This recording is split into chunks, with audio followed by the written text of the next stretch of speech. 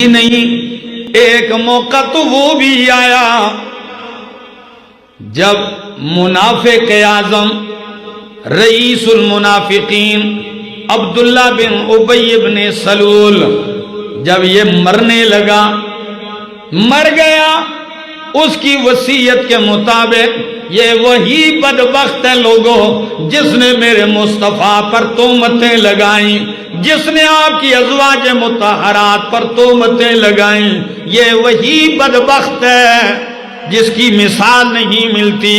ہر اذیت دینے میں اس نے پہل کی ہے اور بظاہر دوست بنا رہا۔ کیا کئی لوگ ہوتے ہیں دوستی میں دشمنی کا کردار ادا کرتے ہیں۔ جب یہ مر گیا، اللہ کی شان، خود منافق بیٹا ان کا مخلص اور پکا پیغمبر کا صحابی، بیٹا آ گیا، کہنے لگا یا رسول اللہ ابا فوت ہو گیا، آپ جنازہ بھی پڑھائیں، ہو سکتا ہے اللہ معاف کر دیں، اور آپ ان کے کفن کے لیے اپنا کرتا بھی دے دیں۔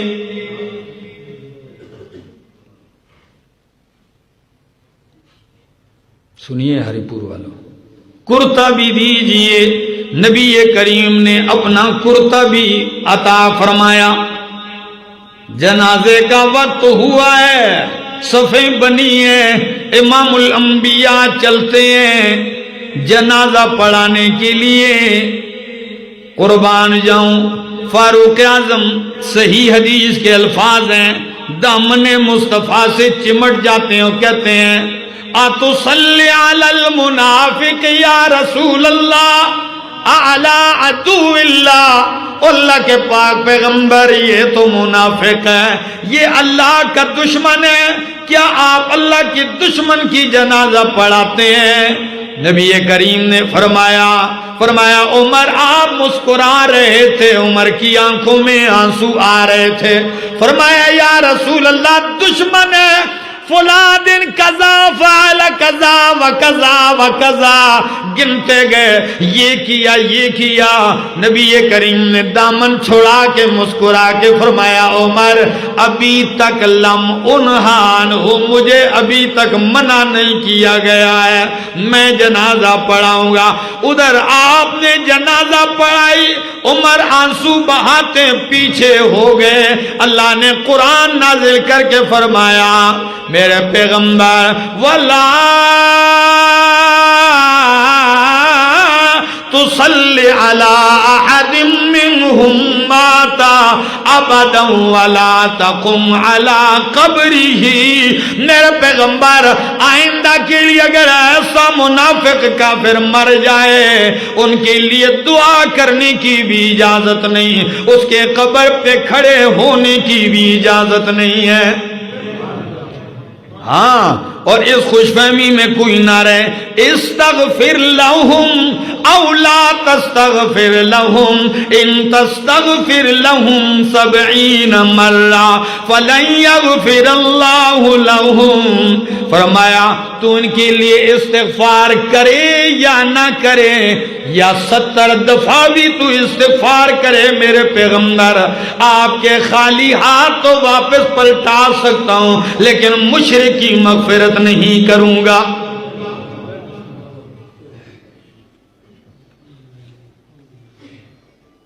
اندازہ لگائیے عظمت فاروق اعظم رضی اللہ تعالی عنہ، کیا عظیم ہستی، کیا عظیم شخصیت۔ اور یہی نہیں، بہت سارے ایسے مواقع آئے، احد کا پہاڑ ہے، نبی کریم ہے، ابو بکر صدیق ہیں، حضرت عمر ہیں، پہاڑ کانپنے لگا۔ اللہ کے پاک پیغمبر فرماتے ہیں او پہاڑ ٹھہر جا، کیوں کانپتا ہے؟ فَإِنَّمَا عَلَيْكَ نَبِيٌّ وَصِدِّيقٌ وَشَهِيدًا۔ اے پہاڑ ٹھہر جا، تجھ پہ اللہ کا نبی ہے، صدیق ہے اور 2 شہید ہیں، عمر اور عثمان۔ میں کہتا ہوں عمر کی شہادت ابھی ہوئی نہیں ہے، پیغمبر نے پہلے ان کی شہادت کو مان لیا ہے، نبی نے پہلے ہی شہید قرار دے دیا۔ ان کی شہادت میں کیا شک و شبہ ہو سکتا ہے؟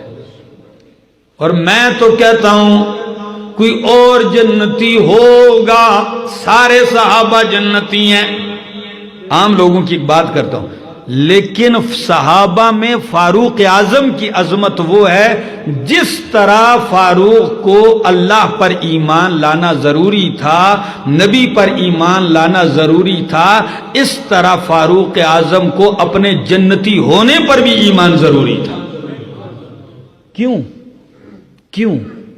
اس لیے ایک موقع نہیں، بارہا ایک مثال سنیے، نبی کریم نے فرمایا میں جنت گیا، 2 فرشتے میرے ساتھ تھے، مجھے لے گئے خواب میں نے جنت کے محلات دیکھے، صحیح بخاری کی حدیث ہے، فرمایا ایک محل میں نے دیکھا بہت ہی حسین و جمیل ہے، ایک لڑکی کو میں نے دیکھا کہ نہر کے کنارے وضو بنا رہی ہے جنت میں نے کہا لمن ھذا، یہ محل یہ کوٹھی کس کی ہے؟ میرا دل چاہا کہ میں داخل ہو جاؤں، فرشتے نے کہا یہ عمر کا محل ہے۔ کہتے ہیں جب عمر کا نام لیا میں نہیں داخل ہوا، میں رک گیا۔ کیوں؟ فرمایا لغیرت کا، عمر تیری غیرت کی وجہ سے، تو بڑا غیرتی ہے، تیری غیرت سامنے آئی، میں بغیر اجازت کے داخل نہیں ہوا۔ حضرت عمر رو کے کہنے لگے اعلیک اغار یا رسول اللہ، عمر غیرتی تو ہے لیکن اللہ کے پاک پیغمبر آپ کے مقابلے میں نہیں ہے۔ کہ میں آپ کے داخل ہونے پر میں غیرت کھاتا، اللہ کے پاک پیغمبر آپ داخل ہو جاتے تو میں کہتا ہوں عمر کی کوٹھی اور بنگلہ تو میرا مصطفیٰ دے کے آیا ہے، اس میں شک کی کہاں گنجائش ہے؟ لیکن افسوس ہے ان ساری باتوں کے ہوتے ہوئے بھی ایسی عظیم ہستیوں کو طعن و تشنیع کا نشانہ بنایا جاتا ہے۔ اور خلافت جب صدیق اکبر 2.5 سال خلافت کے طے کر کے جب دنیا سے رخصت ہونے لگے تو صحابہ کے پوچھتے ہیں یا خلیفۃ رسول اللہ، کسی بندے کا انتخاب کیا ہے آپ نے اپنے بعد؟ کہنے لگے ہاں۔ یہ کس کا انتخاب کیا؟ کہنے لگے عمر کا۔ میں نے عمر کا انتخاب کیا تو کچھ ساتھیوں نے کہا کہ یا صدیق وہ تو سخت مزاج ہے، وہ تو بہت سخت مزاج ہے، وہ خلیفہ بن گئے تو لوگوں پر تو سختی آ جائے گی، وہ تو سخت مزاج ہیں۔ یہ آپ نے کیا کیا پتا ہے؟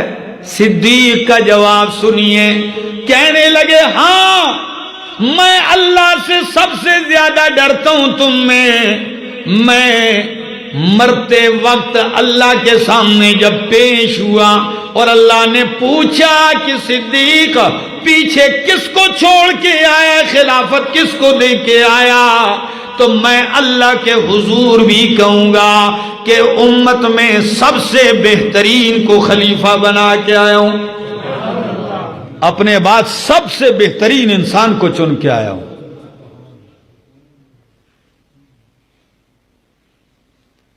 میں کیا کہوں، کبھی کبھی تو میں بڑا حیران ہو جاتا ہوں۔ صحابی رسول فرماتے ہیں نبی کریم بیٹھے ہیں، تذکرہ چل پڑا کہ ایک شخص تھا، اس نے بیل پر سواری کی۔ کس پر؟ بیل کے اوپر سوار ہوا تو بیل نے ایسے منہ اٹھایا اور کہا انا لم نخلق لہذا، او بندیا ہم اس کے لیے پیدا نہیں کیے گئے، ہم تو کھیتی باڑی کے لیے پیدا کیے گئے۔ کیا؟ تو حاضرین محفل متعجب ہوئے کہ بیل کیسے بول پڑا۔ نبی کریم نے کہا تم مانو یا نہ مانو، لیکن اومنو انا و ابو بکر و عمر، میں ابو بکر اور عمر تو مانتے ہیں۔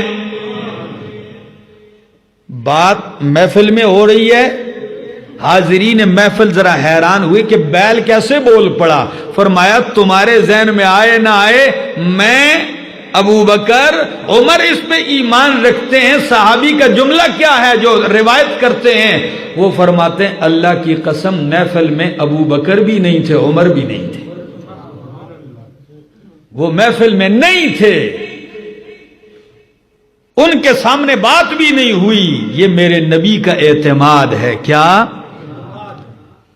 یعنی اتنا اعتماد کہ ان کے عدم موجودگی میں فرمایا کہ جب میں مانتا ہوں تو وہ دونوں بھی لازماً مانیں گے۔ اور یہاں ایک جملہ آپ کے گوش گزار کر دوں، اندازہ لگائیے اس حدیث سے ایک اور مسئلہ بھی ثابت ہوتا ہے۔ وہ کیا؟ بیل پہ جب بندہ سوار ہوا، بیل نے کہا لم نخلق لہذا، ہم سواری کے لیے نہیں پیدا، ہم تو کھیتی باڑی کے لیے پیدا ہیں۔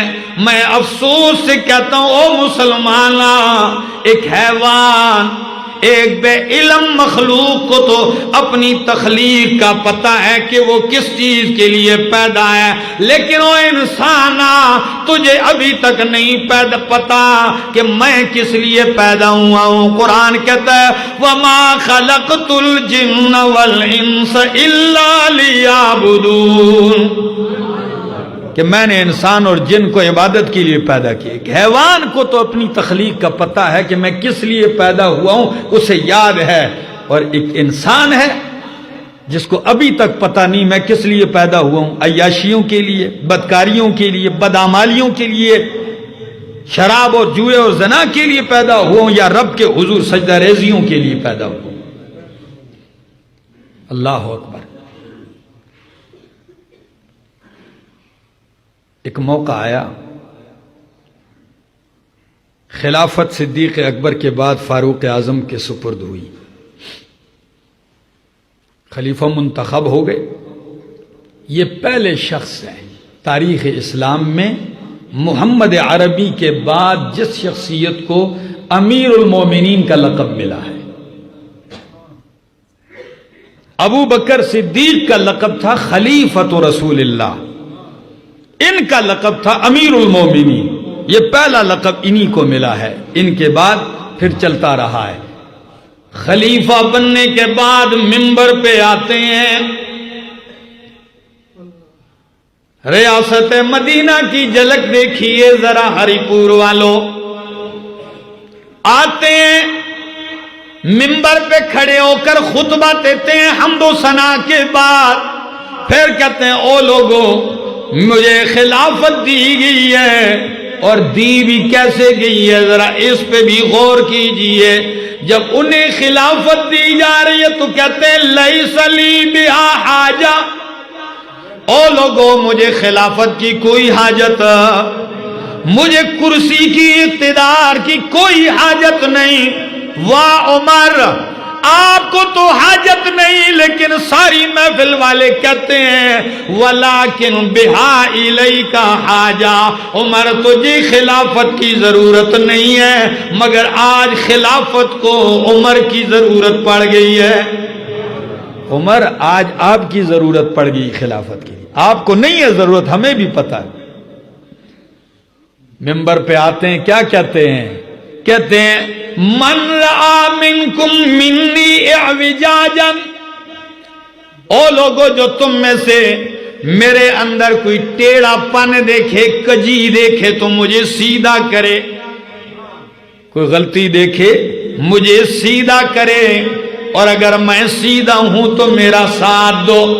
ایک دیہاتی تلوار لہرا کے مسجد میں کہتا ہے عمر لَإِنْ رَأَيْنَا فِيكَ اعْوِجَاجًا، اگر ہم نے تیرے اندر ٹیڑھا پن کجی دیکھی تو لقومناہ بحد سیوفنا، ہم اسے اپنی تلوار کی دھار کے ساتھ ٹھیک کر دیں گے۔ کمال ہے۔ عمر میں جرت ہے تو عمر کی رعایا میں بھی کیا ہے؟ جرت ہے۔ کہا اگر ہم نے آپ میں کجی دیکھی تو تلوار سے ٹھیک کر دیں گے۔ جا کے کسی بادشاہ نہیں، کسی وزیر کے سامنے کسی محفل میں ایسی بات کر دو، پھر اس کے بعد اپنی جگہ تلاش کرو کہ تمہاری جگہ قبرستان میں بھی ملتی ہے کہ نہیں۔ لیکن قربان جاؤں عمر کیا کہتے ہیں؟ کہتے ہیں الحمدللہ الذی، تمام تعریفیں اس ذات کے لیے ہیں جس نے ایسے لوگ پیدا کیے من یقوم عمر بحد سیفہ، جو عمر کو تلوار سے ٹھیک کرنے کی طاقت رکھتے ہیں۔ اس پہ خوش ہوئے کہ جو ایسے ہیں جو مجھے بھی تلوار سے ٹھیک کر سکتے ہیں۔